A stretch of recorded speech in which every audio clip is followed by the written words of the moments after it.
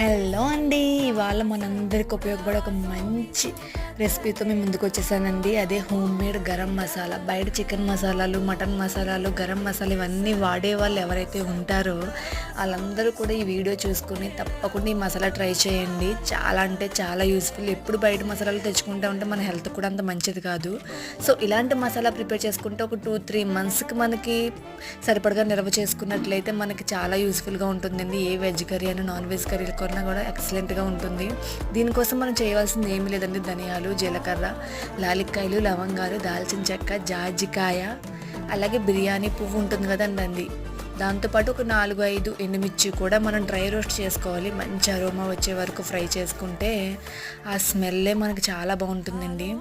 అలా వచ్చిన తర్వాత దాన్ని మిక్సీ జార్లో వేసుకొని ఫైన్ పేస్ట్ చేసుకొని ఒక మంచి కంటైనర్లో పెట్టుకొని మనం యూజ్ చేసుకుంటే చాలా బాగుంటుందండి ఈ మసాలా.